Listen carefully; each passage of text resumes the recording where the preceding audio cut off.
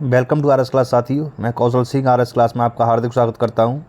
तो जितने भी हिंदी के एग्ज़ाम हुए हैं उन सब से मैं ये प्रश्न छांट के लेके आया हूं आपके लिए। हिंदी के मोस्ट इम्पोर्टेंट प्रश्न हैं जो बार बार एग्ज़ाम में पूछे जाते हैं, चाहे आप सीटेट का एग्ज़ाम ले लो या टीजीटी का ले लो या पीजीटी का ले लो, हर एग्ज़ाम में ये प्रश्न पूछे जाते हैं बार बार।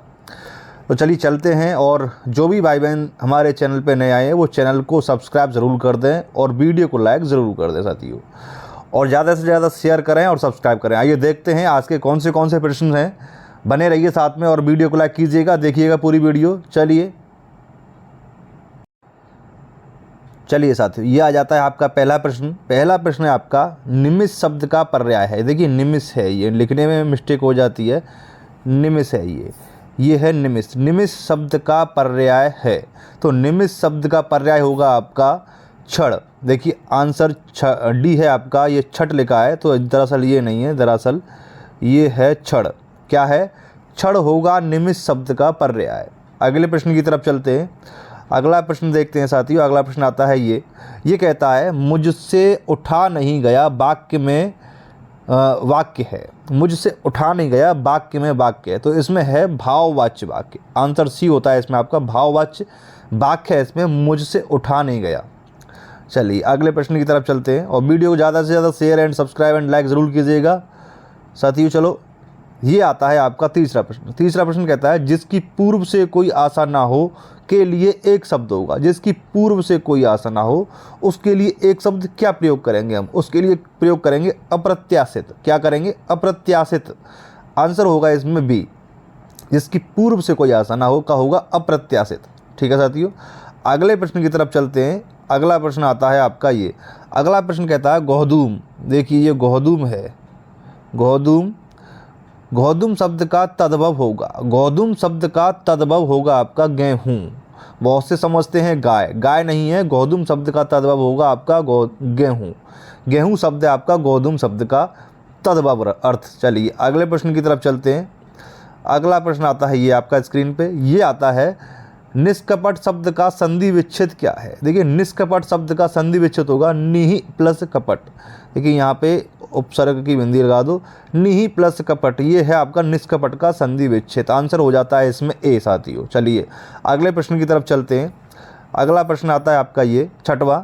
ये कहता है निम्न में से किस शब्द की वर्तनी सही है? यानी ये कह रहा है कि इनमें से कौन से शब्द की वर्तनी सही लिखी गई है? तो ये लिखी गई है आपको अनुग्रहित। ये आपकी वर्तनी शुद्ध लिखी गई है, अनुग्रहित ये आपकी वर्तनी है। Answer B. चलिए अगले प्रश्न की तरफ चलते हैं।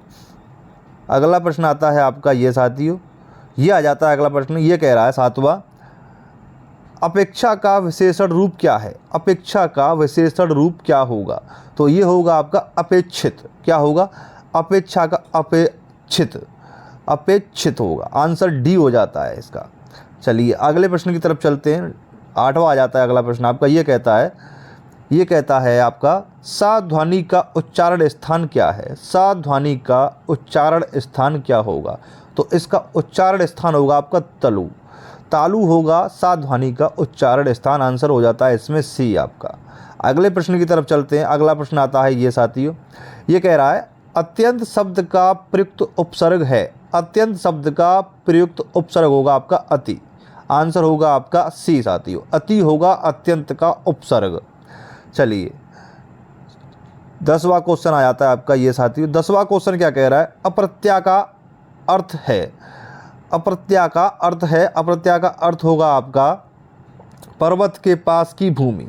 पर्वत के पास की भूमि। आंसर हो जाता है इसमें आपका डी साथियों। चलिए अगले प्रश्न की तरफ चलते हैं।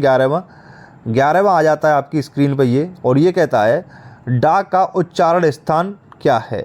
डा का उच्चारण स्थान कौन सा साथियों? नासिक्य होगा डा का उच्चारण स्थान, नासिक्य। चलिए नासिक लिखा है, नासिक्य साथियों। ठीक है, ये वाला है नासिक्य। चलिए अगले प्रश्न की तरफ रुख करते हैं। 12वां प्रश्न क्या कहता है? 12वां प्रश्न आ जाता है, ये कहता है आपका 4 गज मलमल में कौन सा विशेषण है? 4 गज मलमल में कौन सा विशेषण है? तो यह है आपका परिमाण बोधक। कौन सा है? परिमाण बोधक विशेषक है। आंसर हो जाता है इसमें सी आपका। चलिए अगले प्रश्न की तरफ चलते हैं। अगला प्रश्न आता है ये साथियों, ये कहता है सीसा का तत्सम रूप क्या है।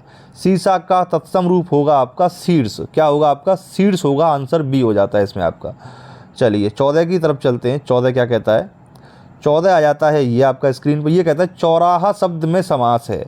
चौराहा शब्द में कौन सा समास होगा? द्विगु समास होगा साथी। कौन सा आएगा? द्विगु समास होगा चौराहा। देखिए गिनती की बात हो रही है, द्विगु समास होगा चौराहा, यानी आंसर हो जाता है इसमें सी। चलिए 15 की तरफ चलते हैं। 15वां क्या कहता है? 15वां आपका ये आ गया। ये कहता है आपका आँख की किरकिरी होने का अर्थ है। आँख की किरकिरी होना क्या अर्थ है इसका? इसका अर्थ है आँख की किरकिरी होना यानी कष्टदायक होना। क्या होगा? आंसर सी होगा इसमें। चलिए अगले प्रश्न की तरफ चलते हैं। अगला प्रश्न आता है आपका ये कहता है आपका निम्नलिखित में मौखिक अभिव्यक्ति का रूप है। अभिव्यक्ति का रूप है मौखिक। अभिव्यक्ति का रूप क्या होगा? असुभाषण। क्या होगा? असुभाषण। आंसर डी होता है आपका साथियों इसमें। 17 की तरफ चलते हैं। 17वां आंसर यह आ जाता है हिंदी भाषा में कितनी बोलियां हैं। हिंदी भाषा में कितनी बोलियां हैं कई बार पूछा जा चुका है हर एग्ज़ाम में। ये टीजीटी में भी आया था, पीजीटी में आया था, सीटेट का जो एग्ज़ाम हुआ था उसमें भी आया था कि हिंदी भाषा में कितनी बोलियां हैं। इसमें है साथियों 18 बोलियाँ। हिंदी भाषा में 18 बोलियाँ हैं आपकी। चलिए 18वां क्वेश्चन आता है आपका। 18वां कहता है भारतेंदु युग में निकलने वाली पत्रिका युग्म है। भारतेंदु युग में निकलने वाली पत्रिका युग्म है। यह है आपकी कवि वचन सुधा हिंदी प्रदीप। कवि वचन सुधा हिंदी प्रदीप आंसर होता है इसमें ए आपका साथियों। चलिए आगे चलते हैं। 19वां क्या कहता है? 19वां आ गया ये आपका। ये कहता है तद्भव पत्रिका के संपादक का नाम। तद्भव पत्रिका के संपादक का नाम है आपका अखिलेश। क्या है? अखिलेश। आंसर होता है इसमें डी आपका। चलिए आगे प्रश्न है आपका 20वां। ये कहता है 12 बरस सो कूकर जीवे और 13 बरस जीवे सियार। यह पंक्ति किसकी है? यानी ये कहता है, कहावत एक आपने सुनी होगी, 12 बरस रू कूकर जीवे 13 बरस रू जीवे सियार। ये पंक्ति है आपकी जगनिक की। किसकी है? जगनिक की ये पंक्ति है आपकी, जगनिक। आंसर होता है डी आपका।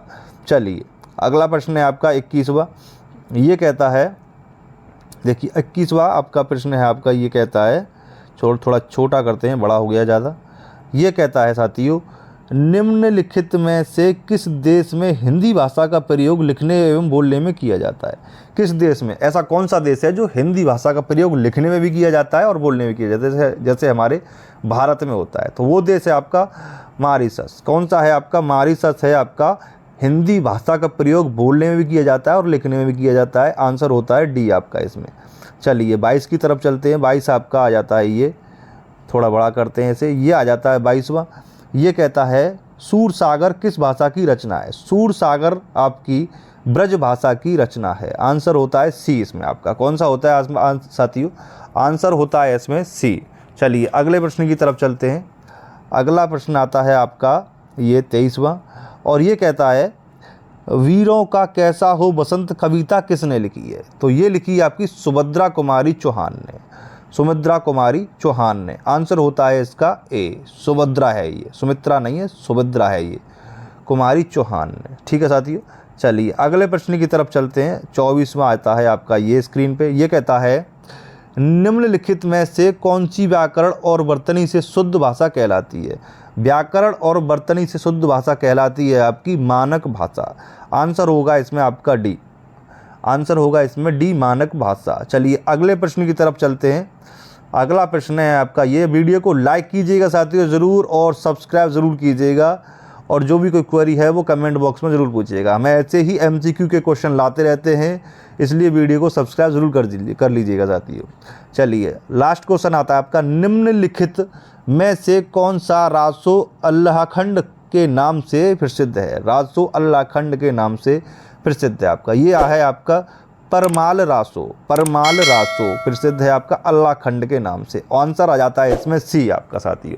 अगली MCQ लेके फिर मिलते हैं एक नई वीडियो में, और बेल आइकन ज़रूर प्रेस कर दीजिएगा ताकि अगली वीडियो का नोटिफिकेशन आपको मिल सके। अगली वीडियो फिर मिलते हैं, तब तक के लिए वंदे मातरम, जय हिंद साथियों।